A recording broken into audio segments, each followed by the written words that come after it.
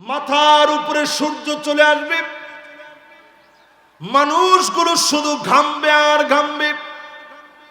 কারো কারো ঘামগুলো টাকনু পর্যন্ত চলে যাবে, কারো কারো ঘামগুলা হাঁটু পর্যন্ত চলে যাবে, কারো কারো ঘাম কোমর পর্যন্ত চলে যাবে, কারো কারো ঘামটা বুক পর্যন্ত চলে আসবে,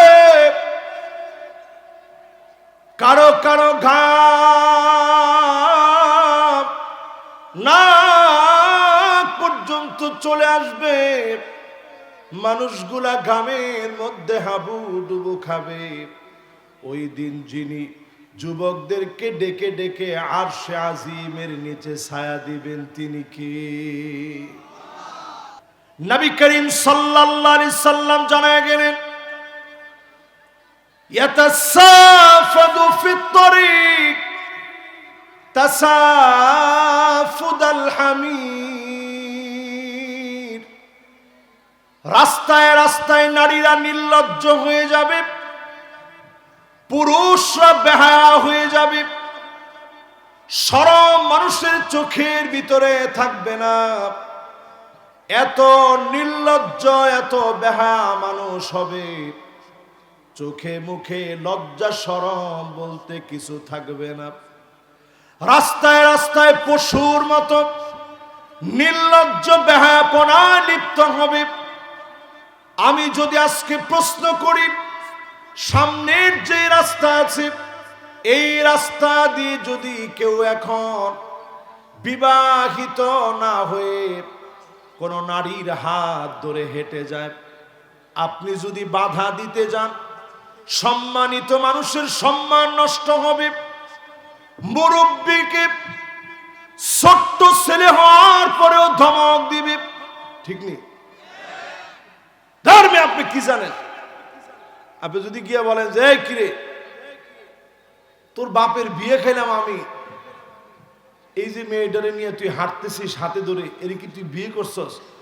বলবে যে আপনার এক ঠ্যাং কবরে গিয়ে আছে, আপনি কবরের ঠিকানা খোঁজেন। আপনার কি দরকার আপনি আমারে জিজ্ঞাসা করেন? আমি কি আপনার খাই না পড়ি? ঠিক নি? ঠিক নি?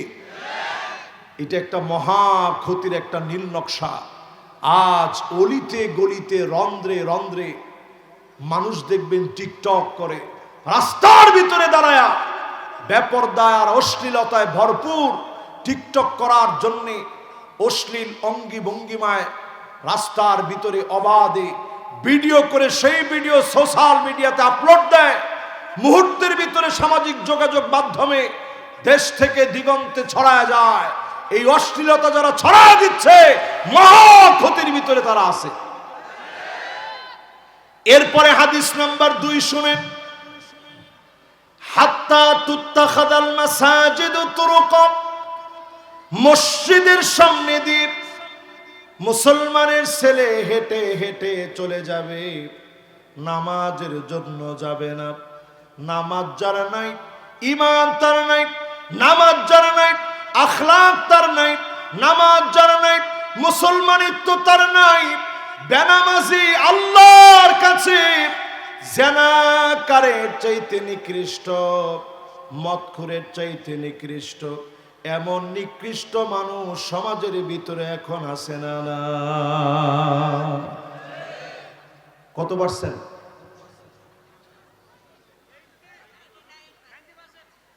99%। 99% হলে কালকে কিয়ামত হয়ে যেত পৃথিবীতে। কত পার্সেন্ট? 80 যে বলছে মোটামুটি ঠিক আছে। 20% লোক আমরা নামাজি হলেও 80% লোক এখনো আমরা নির্লজ্জের মতো প্রত্যেকটা ওয়াক্তের নামাজ ছেড়ে দিচ্ছি। এটা তো ঠিক, আপনি না বললেও তো ঠিক। এবার একটু জোরে কোন তো ঠিক নেই? যুবকরা, আমি আপনাদেরকে লজ্জা দেওয়ার জন্য বসি নাই। যেহেতু আমি সময় নিয়ে ওয়াজ করতেছি, একটু চিন্তা করেন, জীবনের সময় ফুরায় যাচ্ছে। আপনি মাতৃগর্ভ থেকে যখন আসছেন, মায়ের পেট থেকে, 1 থেকে 10 বছর দুষ্টামি করলেন, কোনো হিসাব হয় নাই। আরবিতে এই সময়টাকে বলে সবিয়ুন। এরপরে একটা সময় আসলো 10 থেকে নিয়ে 15 বছর। এই সময়টাকে আরবিতে বলে গোলামুন। বালেগ হওয়ার সময়টি কেউ 11তে, কেউ 12তে, কেউ 13তে, কেউ 15তে। আর এখন তো আমার কাছে মনে হয় মোবাইলের এই যুগে 10 বছরই পোলামান বালেগ হয়ে যায়। ঠিক নি? ঠিক নি? যেভাবে মোবাইল দিয়ে আপনি ভাতটাত খাওয়ান, 10 বছর বয়সে এরা বালেগ হয়ে যায়।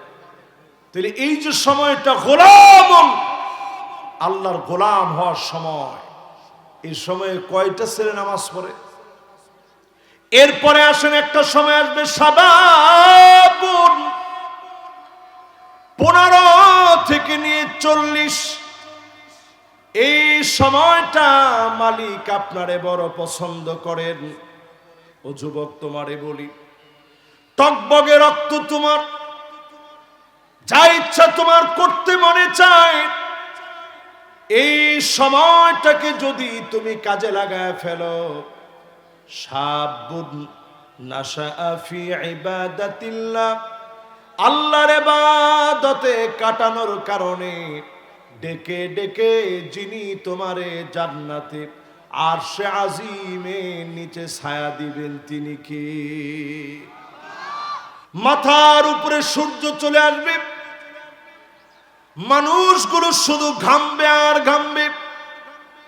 কারো কারো ঘামগুলো টাকনু পর্যন্ত চলে যাবে, কারো কারো ঘামগুলা হাঁটু পর্যন্ত চলে যাবে, কারো কারো ঘাম কোমর পর্যন্ত চলে যাবে, কারো কারো ঘামটা বুক পর্যন্ত চলে আসবে,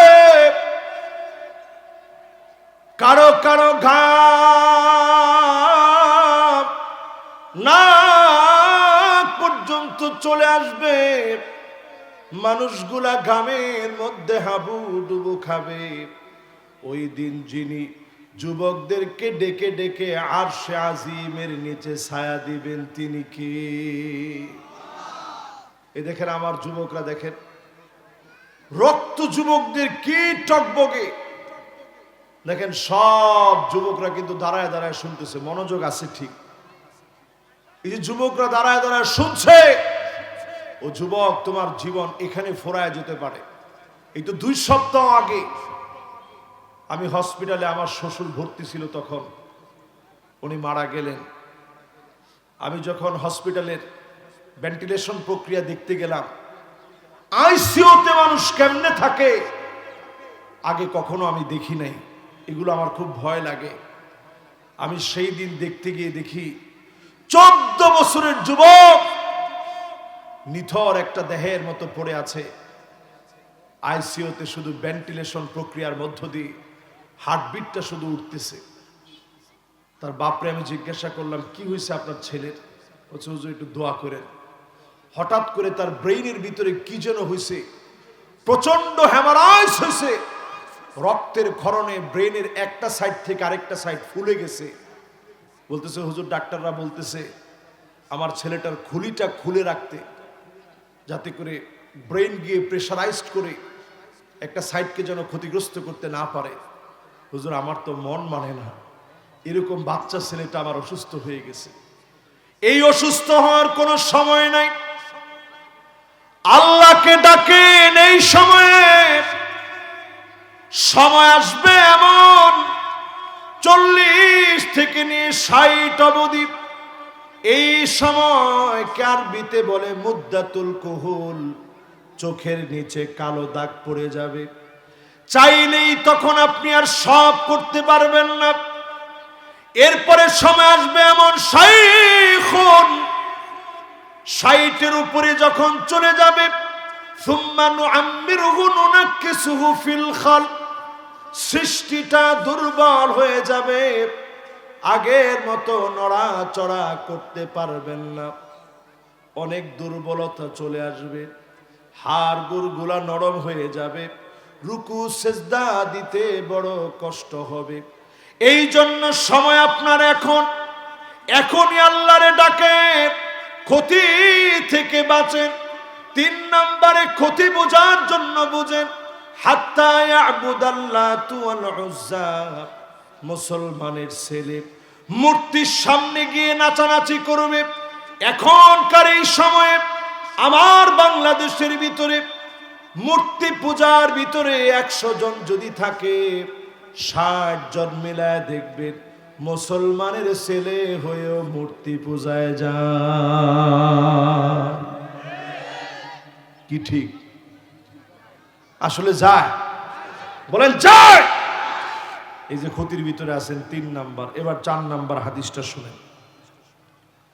4 নাম্বারে প্রিয় ভাইরা আমার, ক্ষতির ভিতরে আছেন কেমনে বুঝবেন?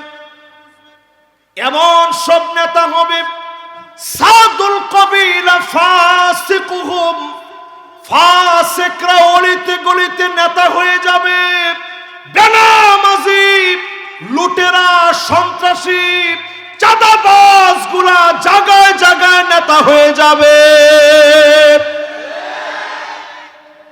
মাশাআল্লাহ, আমার তো মনে হয় এটার ভিতরে সবচেয়ে জোরে আপনারা ঠিক বলছেন। তাহলে একটু মিলায় দেখেন তো, আমার নেতাদের ভিতরে এরকম চাঁদাবাজ, গুন্ডা, বেনামাজি আছে না নাই? একটা ইমাম সাহেব যদি 1 বার 2 বার 3 বার ভুল করে, আপনার সাথে সাথেই নামাজ শেষ করে ইমাম সাহেবের লোকমা তো দেনই। 3 বার ভুল করার পরে আপনারা কমিটি মিলে সিদ্ধান্ত নেন, এই ইমাম আর আমাদের মধ্যে চলবে না। ঠিক তো কইছে একজনে, বাকিরা কি কয়? এরকম ভুল যদি ইমাম 1 সপ্তাহ বারবার করে, চাকরি থাকবে? একটা মসজিদের ইমামতিতে যদি ইমাম সাহেবকে এত নসিহত খয়রাত করেন, গোটা একটা দেশের ইমামত, গোটা একটা দেশের আমানত, গোটা একটা দেশের দায়িত্ব, কুল্লুকুম রাইন কুল্লুকুম মাসউলুন আন রাইয়াতিহি, গোটা একটা জাতির রাখাল যাদেরকে বানাবেন, গোটা দেশকে যারা চালাবে, ওই ইমাম নির্বাচনে একটাবার নামাজি দেখে আপনি নির্বাচিত করলেন না, সত্যিকারের ইমানদার আপনি হতে পারেন না। এই জন্য মসজিদের ইমাম নিতে যেমন আপনি দেখেন যে ইমামের সুরত কেমন, দেখতে কেমন, তেলাওয়াত কেমন, নামাজ কেমন পড়ায়, গোপনে গোপনে আবার গোয়েন্দা লাগায় রাখেন যে ইমাম সাহেব আসলে ঠিক আছে কিনা। এই সব যদি ইমামের ক্ষেত্রে করেন, তাহলে মদখোর একজন ব্যক্তির দেশের ইমাম কেমনে বানান? ঠিক নেই? ঠিক নেই? এই মহা ক্ষতির ভিতরে আমরা পড়ে আছি। আহারে, আমার সময় নেই। সময় থাকলে আমি আপনাদেরকে বোঝাতাম। সময় আছে আপনাদের? কিন্তু আমার তো নাই। আচ্ছা, যদ্দূর আছে এদ্দূর দিয়ে আপনাদেরকে বোঝানোর চেষ্টা করি। ইমামতির ইমামত যদি একজন ইমাম যদি সেজদায় গিয়ে একটু দেরি করে, আপনি কি ইমাম সাহেবরে বলেন যে ইমাম সাহেব করেন কি? তো ইমাম সাহেব বলে, কি করলাম? সেজদা দিছি, রুকু সেজদা দিয়ে কত সুন্দর করে নামাজটা পড়াইলাম। ইমাম সাহেব আপনার বয়স কত? আমার বয়স তো মাত্র 30 বছর চাচা। আপনার বয়স কত? আলহামদুলিল্লাহ আমার বয়স 75 হয়েছে বাবজা, কিন্তু আমি এখনো আপনার আগে রুকু সেজদা সব দিতে পারি, খালি দেই না, নামাজ হবে না বলে। যদি নামাজ হইতো তাহলে দেখাই দিতাম কত তাড়াতাড়ি পারি। আচ্ছা, আমি লক্ষ্য করলাম সুবহানা রাব্বিয়াল আলা, সুবহানা রাব্বিয়াল আলা, সুবহানা রাব্বিয়াল আলা 3 বার পড়ার পরে আমি 1 থেকে নিয়ে 10 পর্যন্ত গুনলাম, এরপরও আপনার ওঠার সময় হয় না, করেন কি? ইমাম সাহেব একটু সেজদায় দেরি করলে আপনার সহ্য হয় না। হাদিসের ভিতরে আসছে, আমা ইয়াকশাল্লাযী আইয়ারফা রাসাহু ক্বাবলা ইমাম, ইমামের আগে যারা মাতবরি করে মাথা উঠায়, আইয়ুহাউইলাল্লাহু রাসাহু রাসা হিমার, ইমামের আগে যারা মাথা উঠাবে তোমার চেহারা গাধার মতো হয়ে যেত, নবীর উম্মত হিসেবে আল্লাহ মাফ করে দিয়েছে। ঠিক কিনা বলেন? এখানে যদি আপনার ইমামের ব্যাপারে এত সতর্কতা থাকে, এতভাবে যদি ইমামকে যদি আপনি ফলো করা লাগে, রাষ্ট্রের ইমাম যিনি হবে, নবীজি বলেন ওয়ালাউ কানা রাসুহু যাবিবা, তার মাথা যদি কিসমিসের দানার মতো হয়। কিসমিস চিনেন? আপনাদের এলাকায় কি বলে? কিসমিস বলে না? আরে মেয়ে, এই চাপাই নবাবগঞ্জের লোক কিসমিস খুব পছন্দ করে। পায়েসের ভিতরে মাঝে মাঝে দেয়, পোলাওর ভিতরে মাঝে মাঝে দেয়। আবার অনেকের যদি হাড় যদি ওই কি করে ব্যথা হয়, হাড় ক্ষয় শুরু হয়, অনেকে কিসমিসগুলা ভিজায় রেখে সকালবেলায় খায় খালি পেটে, ঠিক কিনা কর? কিসমিসের দানার মতো যদি আপনার নেতার মাথাও হয়, তারপরেও নেতাকে নেতা মানতে হবে, কিন্তু কোন বেনামাজিকে নেতা মানা যাবে না। আমি কি কষ্ট দিয়ে ফেললাম আপনাদেরকে? এবার ৫ম নাম্বার হাদিসটা শুনেন। ৫ম নাম্বারে ক্ষতির ভিতরে আছেন, কেমনে বুঝবেন?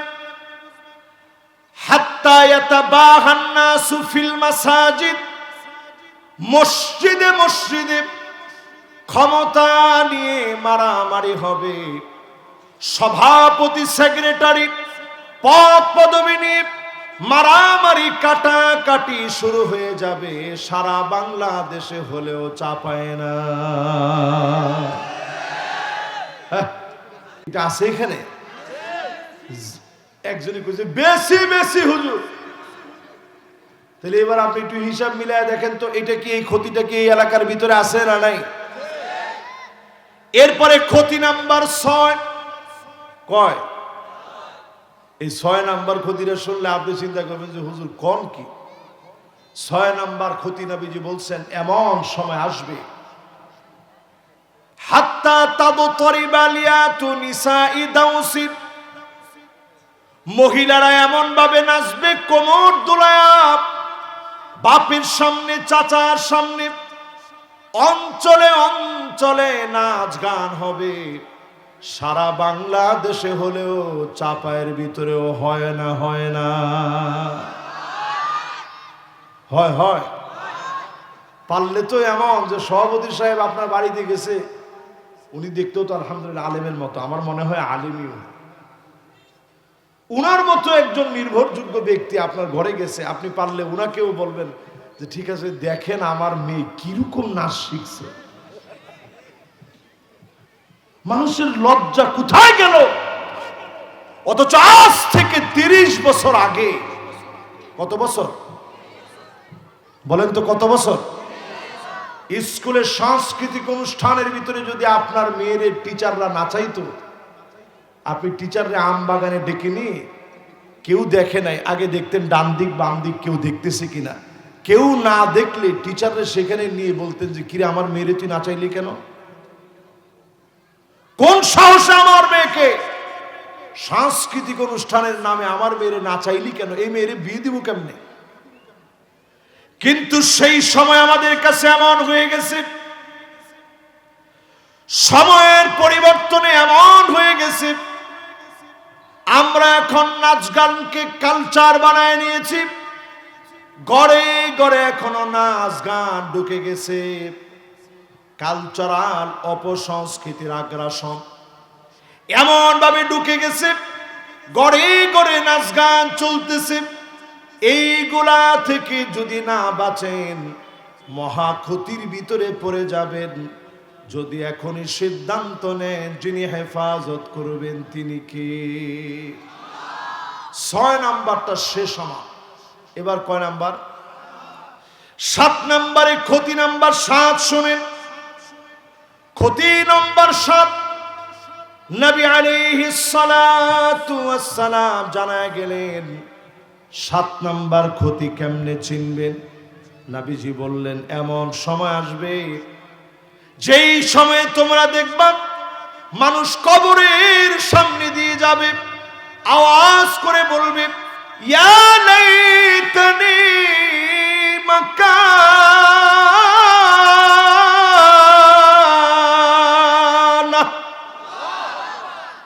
হায় আমার আফসোস, যদি আমি কবরে চলে যেতে পারতাম। বিগত 16টা বছর এমন ছিল,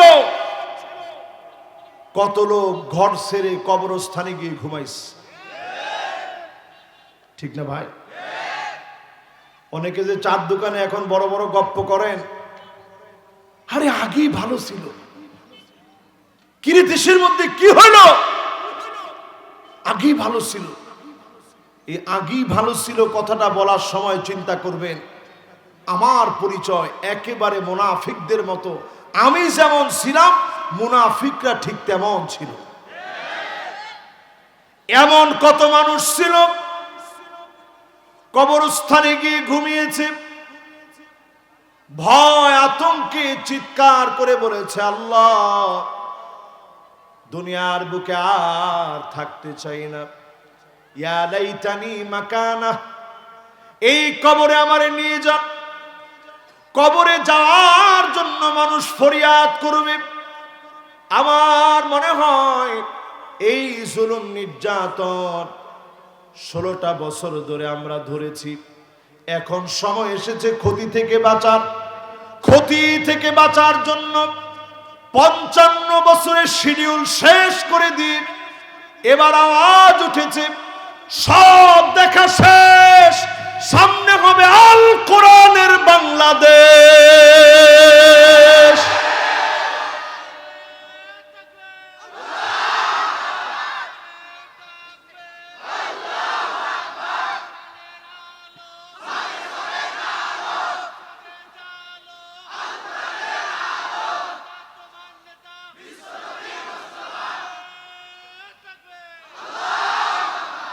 এই যে ভাই স্লোগানটা দিছে, একটু চিন্তা করেন, 16টা বছরে জালেমরা কিচ্ছু নিয়ে যেতে পারে নাই। এক একজন আল্লাহর মধ্যে মুজাহিদ গোলামদের কণ্ঠ থেকে নারে তাকবীর স্লোগান তারা নিয়ে যেতে পারে না। ঠিক না? ঠিক না? দেখেন স্লোগান দিয়েছে ডান পাশ থেকে, আমি ওনার চেহারার দিকে তাকাইছিলাম, পুরাটা মাহফিল পুরা কম্পিত হয়ে গেছে। এটা নারায়ে তাকবীরের স্লোগানের স্পিড। জোরে কোন আল্লাহু আকবার। এটা কোনো দলীয় স্লোগান নয়। আমি আমার মুসলিম হিসাবে যদি নারায়ে তাকবীর স্লোগান দিতে না পারি, ওই দল করার কোনো দরকার নেই। নারায়ে তাকবীর স্লোগান চলবে না, কি স্লোগান চলবে? নেতা তোমার ভয় নেই, এরপরে রাজপথ ছাড়ি নাই, এরপরে স্লোগান দেয় ভয় করি না বুলেট বোমা। একটু পরে যখন একটা গুলি ফুটছে আস্তে দৌড়। তো কিসের তুই বুলেট বোমা ভয় করস না? কিন্তু নারায়ে তাকবীরের স্লোগান যারা দেয় তারা গুল্লি না, তাদের গলার ভিতরে যদি ফাঁসির দড়িও ঝুলে যায় তারা নারায়ে তাকবীর স্লোগান ছাড়ে না। তাদেরকে ধাক্কায় ফাঁসির দড়ির দিকে নিতে হয় না। ফাঁসির মঞ্চের দিকে দোলা যেভাবে জামাই সেজে বিবাহ করতে যায়, এইভাবে আল্লাহর গোলামেরা ফাঁসির দড়ি বরণ করার জন্য যায়। ঠিক নি? ঠিক নি? প্রিয় ভাইরা আমার, কত নম্বরে ছিলাম খেলাছে? 7 নম্বরের পরে এবার 8 নম্বরে চলেন। নবী করিম সাল্লাল্লাহু আলাইহি সাল্লাম বলেন, ক্ষতি বুঝবা কেমনে?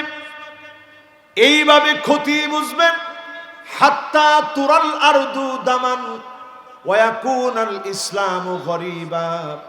সারা দুনিয়ার ভিতরে ইসলামকে সবচেয়ে নির্যাতিত বানানো হবে। মুসলমানদের রক্ত পড়ে পড়ে থাকবে জায়গায় জায়গায়। আজকের পৃথিবীর ভিতরে 2 কোটি মুসলমান মার খেয়ে যাচ্ছে। 20 কোটি মুসলমানের ঘর নাই, বাড়ি নাই, মাথার উপরে ছাদ নাই, শরণার্থী হয়ে গেছে।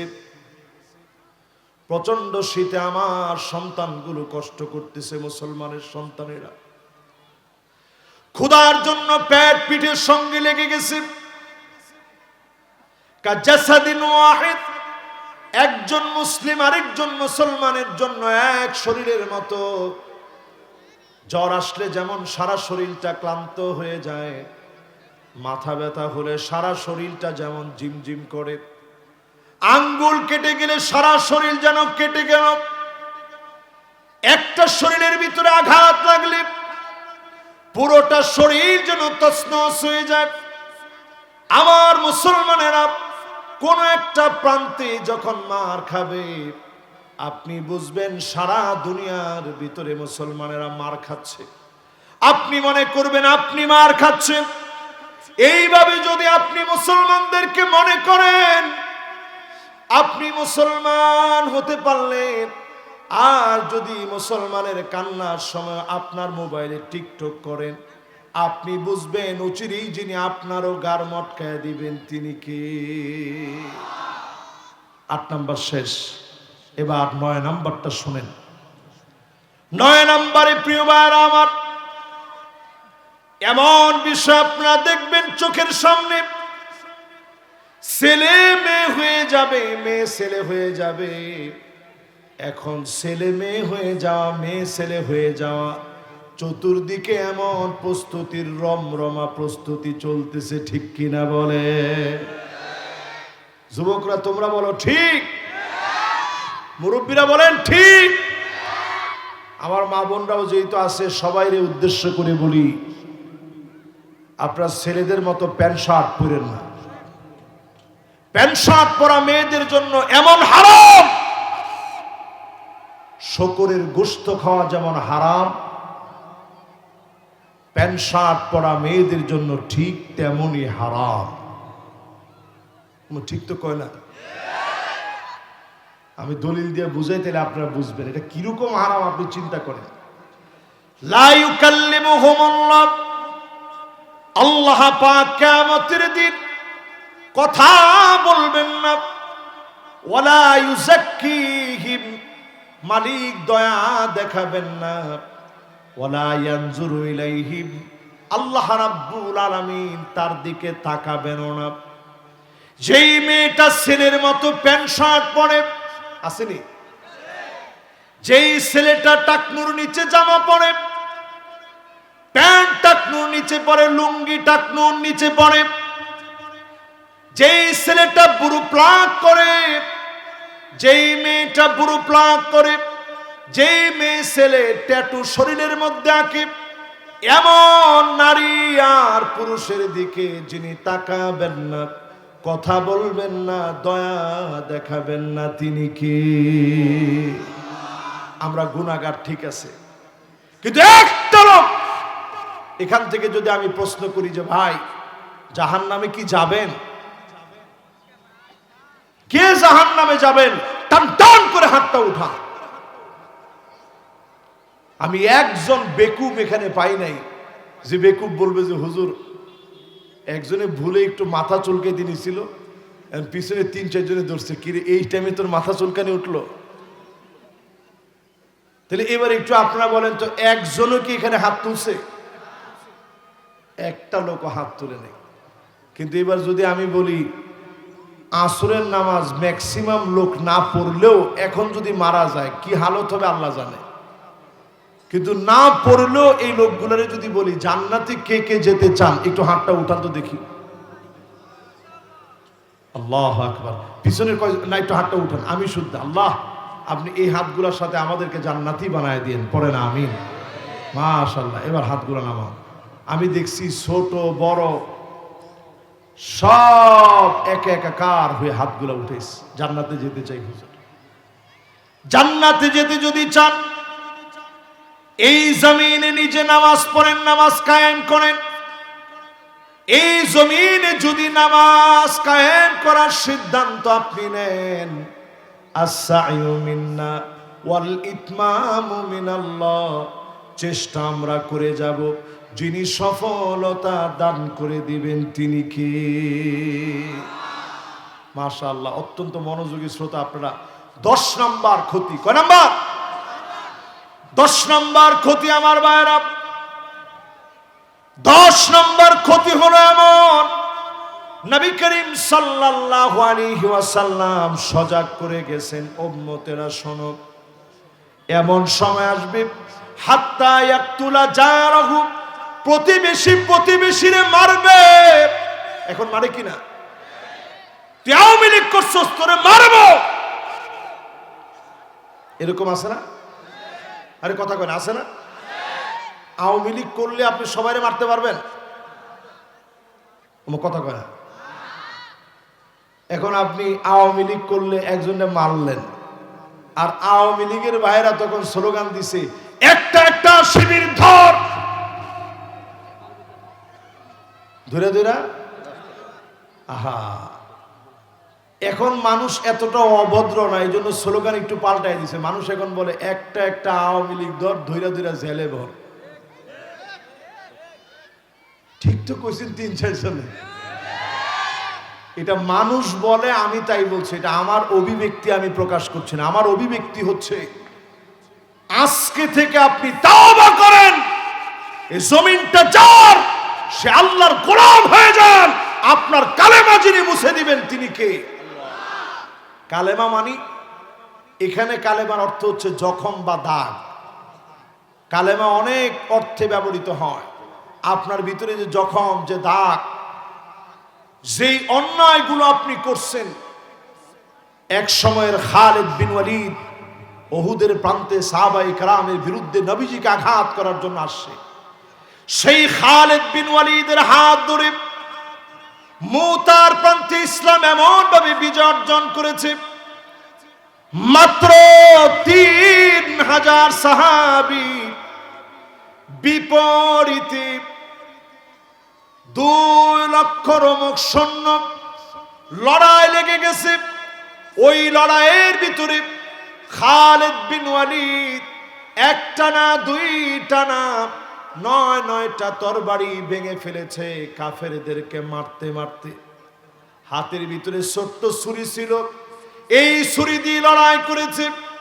কাফেররা পরাজিত হয়েছে, দিগন্তে ইসলামের পতাকা উড্ডীন হয়েছে। বলেন আল্লাহু আকবার।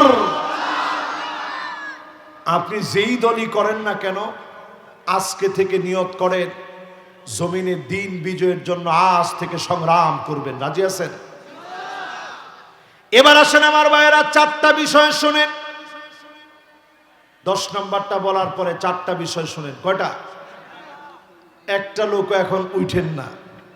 এই যে মাগরিবের সময় অত্যাসন্ন, দেখেন এই যে ডুবতেছে সূর্য। আমরাও আমাদের আলোচনার বেশি করার সুযোগ নেই। এই শেষ মুহূর্তে আমরা উঠবো না ইনশাল্লাহ। 2 জনে একটু উঠতেছেন, একটু যদি বসেন মুরব্বীরা, আমি অনেক খুশি হব। আপনাদের জন্য দোয়া করবো। দেখি কে বসে আগে। মুরব্বী 2 জনের মধ্যে দেখি কে আগে বসে। মাশাআল্লাহ। না না, বসবে বসবে।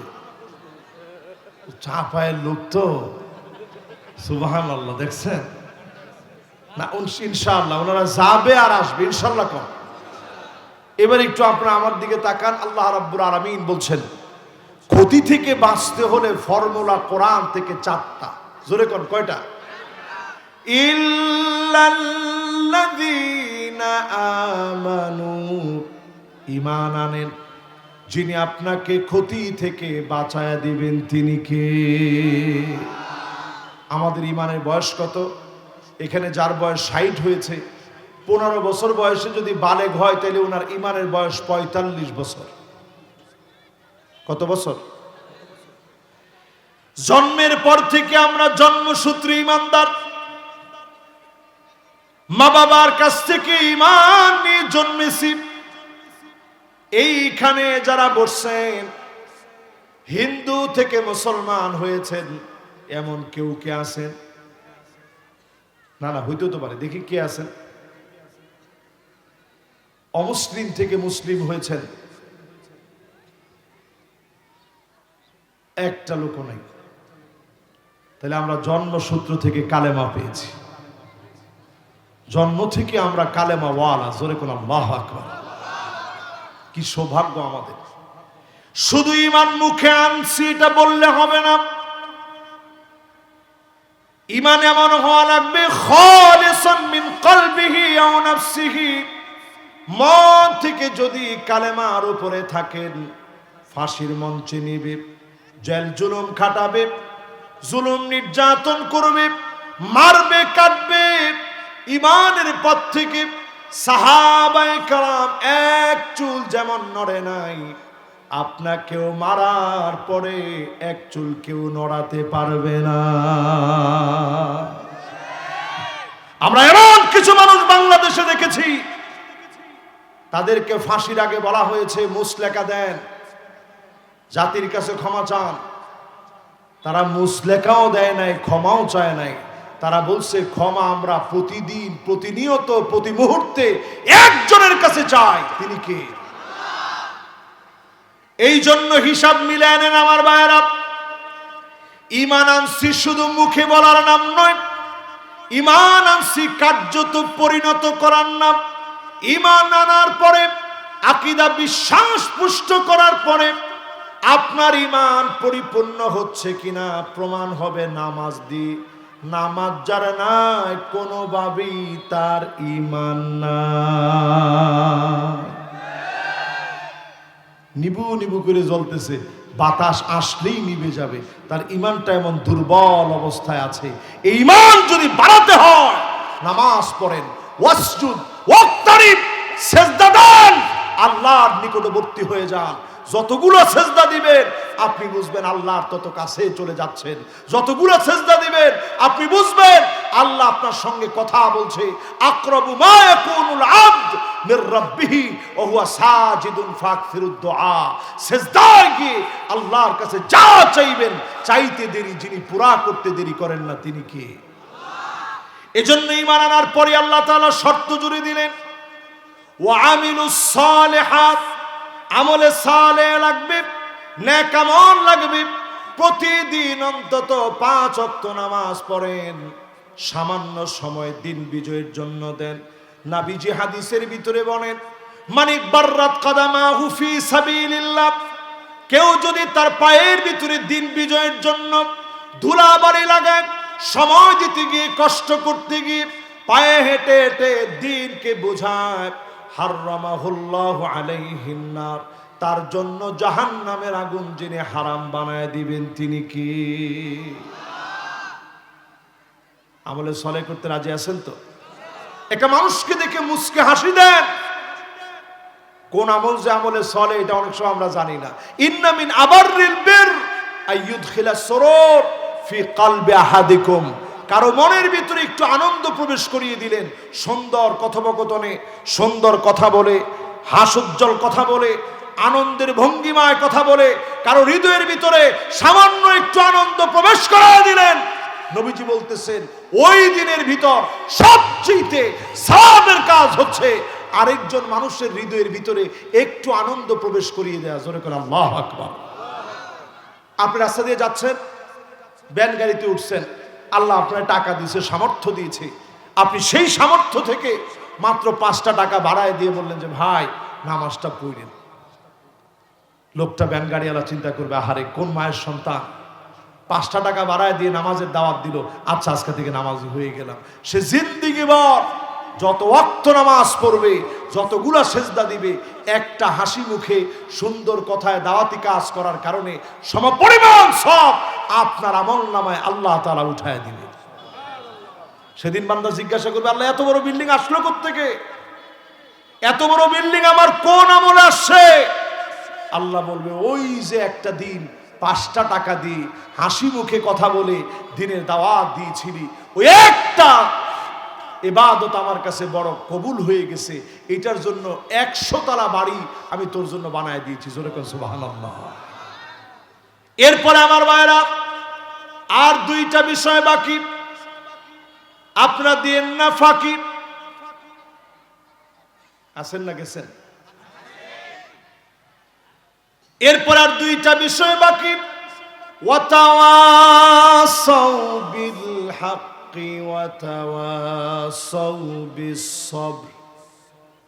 যারা হকের দাওয়াত দিবে, হকের পথে যারা কথা বলবে, দাওয়াত দিবে, হকের দিকে যারা মানুষকে আহ্বান করবে, এই আহ্বান করতে গেলে, হক কথা বলতে গেলে কখনো কখনো জীবন দেওয়া লাগবে, রক্ত দেওয়া লাগবে, অর্থ দেওয়া লাগবে, শ্রম দেওয়া লাগবে। যতটুকুন দিতে পারবেন মনে করবেন আপনি ধন্য হয়েছেন, যিনি ধন্য বানায় দিয়েছেন তিনি কে?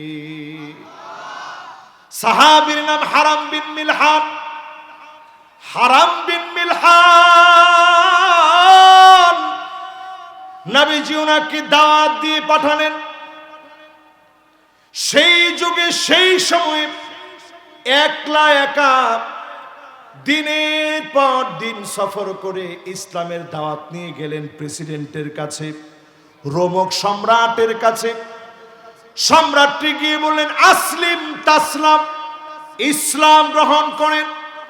শান্তি পাবেন। সম্রাট দেরি করে নাই, উন্মুক্ত তরবারি নিয়ে হারাম বিন মিলহানের মাথার মধ্যে আঘাত করেছে। রক্তগুলা ঝরঝর করে পড়তেছে। হারাম বিন মিলহান একটা মুহূর্ত দেরি করে নাই, রক্তগুলা ধরে ধরে চিৎকার করে বললেন, ফুস্তু রব্বিল কাবা, ও কাবার মালিক, আমি হারি নাই, আমি বিজয়ী হয়ে গেলাম। কারণ এই সাম্রাজ্যে আমার রক্ত পড়েছে, এই রক্তের জায়গায় একদিন কালেমার পতাকা উড্ডীন হয়ে যাবে। বেশি দিন সময় লাগে নাই, খালিদ বিন ওয়ালিদ মোতার প্রান্তে 9টা তরবারি ভাঙছে। ইসলামের তিনজন সেনাপতি, যায়েদ বিন হারেসা, আব্দুল্লাহ বিন রওয়াহা, জাফর বিন আবি তালেব, এরকম বিজ্ঞ 3জন সেনাপতির নেতৃত্বে নবীজি মোতার প্রান্তে পাঠায় দিলেন। ওই প্রান্তে লড়াই লেগেছিল। ওই লড়াইয়ের ভিতরে মুসলমানদের 3জন সেনাপতি শহীদ হলেন। খালিদ বিন ওয়ালিদ কালেমার পতাকাটা উঁচা করে ধরছে। 3জন ভাইয়ের রক্ত দেখে একবারের জন্য ভীত সন্ত্রস্ত হয় নয়, রক্ত দেখে সেখান থেকে লড়াই শুরু করেছে। একটার পর একটা তরবারি মারতে মারতে ভেঙেছে। পুরা রোমকদের অহংকারকে ওই মাটির ভিতরে চূর্ণ বিচূর্ণ করে কালেমার পতাকা আল্লাহ উড্ডীন বানায় দিয়েছে। আজকের যে ইউরোপ যাওয়ার জন্য আপনারা অস্থির পাগল, এই ইউরোপ 783 তারেক বিন জিয়াদের নেতৃত্বে মাত্র 7000 লোক দিয়ে গোটা একটা সাম্রাজ্যের বিরুদ্ধে দাঁড়ায়া তারেক বিন জিয়াদ বলেছিল, লা মালজা ওয়ালা মালজা মিনকা ইল্লা ইলাইক, যাওয়ার কোনো জায়গা নাই, আশ্রয় নেওয়ার কোনো জায়গা নাই, আল্লাহ আপনার জায়গা ছাড়া। চিৎকার করে যখন কথাটা বলছিলেন, ওই সময়ের খ্রিস্টানরা সামনে থাকা লোকগুলা বলছিল, আমাদের কাছে মনে হচ্ছিল এমন স্পিরিট, এমন ত্যাগ তিতিক্ষা নিয়ে তারেক বিন জিয়াদ বক্তব্য দিচ্ছিল, আমাদের কাছে মনে হচ্ছিল পাহাড়ের দিকে তাকায় যদি বলতো, ইন্না রাআইনা কওমান মা তারেক বিন জিয়াদ লাউ আরাদু ইয়াখলা আল জাবাল লাখলাউ, তারা যদি পাহাড়ের দিকে তাকায় বলতো, পাহাড় সরে যাও, একটা মুহূর্তের ভিতরে পাহাড় সরে যেত। কি মনে করছেন আমরা সেই সে জাতি? হকের দাওয়াত দিই, জোরে কোন কিসের? এরপরে শেষ কথা বলি, ওয়াতাওয়াসাউ বিস-সাবর, শেষ কথা হলো সবর করা লাগবে, ধৈর্য ধরা লাগবে। 100 বছরও যদি সময় লাগে ধৈর্য ধরেন, দিন কায়েমের জন্য কোনোদিন আমরা মরিয়া হয়ে যাব না।